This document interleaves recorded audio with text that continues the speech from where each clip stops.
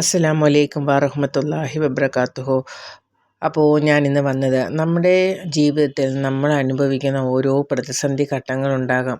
നമുക്ക് എപ്പോഴാണ് ഒരു ആപത്ത് വരുന്നത് അല്ലെങ്കിൽ ഒരു സന്തോഷം വരുന്നത് എന്നൊന്നും നമുക്കൊരിക്കലും മുന്നേ കൂട്ടി വിലയിരുത്താൻ കഴിയുകയില്ല. കാരണം ഇതെല്ലാം അള്ളാഹുവിൻ്റെ വിധിവിലക്കുകളിൽ കൂടി നമ്മൾ കടന്നു പോകുന്നവരാണ്.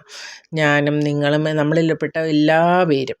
അപ്പോൾ അതിനനുസരിച്ച് നമുക്കുണ്ടാകുന്ന ഒരു പ്രതിസന്ധി ഘട്ടത്തിൽ നമുക്ക് അതിനനുസരിച്ച് മാറുന്നതിന് വേണ്ടി ഒരു ചെറിയ ഇസ്മ, അള്ളാഹുവിൻ്റെ 99 നാമങ്ങളിൽ വരുന്ന ഒരു ഇസ്മിനെ നമുക്ക് പതിവാക്കാം.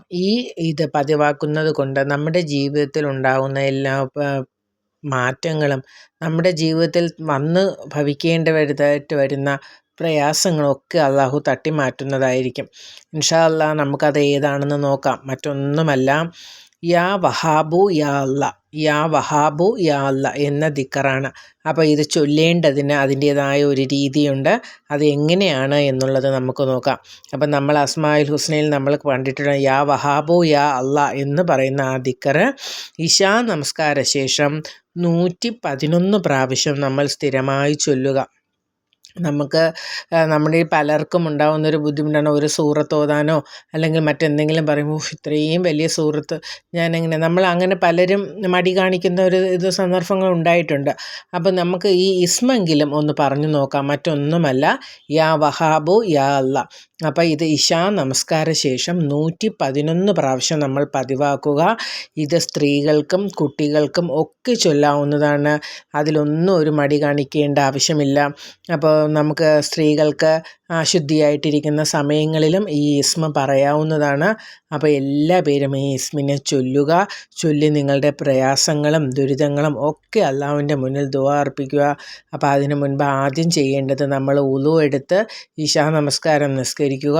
അതിനുശേഷം ആ ഉളുവോടുകൂടി തന്നെ ആ നിസ്കാരപ്പായിൽ ഇരുന്നു കൊണ്ട് 111 പ്രാവശ്യം ഇത് ചൊല്ലണം. അപ്പോൾ ചൊല്ലുന്നതിന് മുൻപ് നമുക്ക് ആദ്യം വേണ്ടത് എന്താണ്? നീയത്താണ്. അപ്പോൾ ആ നീയത്ത് എങ്ങനെയാണ്? അള്ളാഹുവേ, ഞങ്ങൾക്ക് ഇന്ന പ്രശ്നങ്ങളുണ്ട് റബ്ബേ, ഞങ്ങളുടെ പ്രശ്നങ്ങളെല്ലാം നീ മാറ്റിത്തരണം. നിൻ്റെ മുന്നിലല്ലാതെ ഞങ്ങൾക്ക് മറ്റാരുമില്ല ആശ്രയിക്കാൻ. ഞങ്ങൾ നിൻ്റെ മുന്നിൽ നീട്ടിയ ഈ കരങ്ങളെ നീ ഒരിക്കലും തട്ടിക്കളയരുതേ റബ്ബേ എന്ന ദുആയോടുകൂടി, എന്ന നീയത്തോടുകൂടി തന്നെ നമ്മൾ ഈ ദിക്കർ പറയുക. ഇൻഷാ അല്ലാ നമ്മളിൽ മാറ്റങ്ങൾ ഒരുപാടുണ്ടാകും. അല്ലാഹു സുബ്ഹാനഹു തആല നമുക്ക് അതിനനുസരിച്ചുള്ള എല്ലാ നന്മകളും ഉണ്ടാക്കി തരുന്നതുമായിരിക്കും.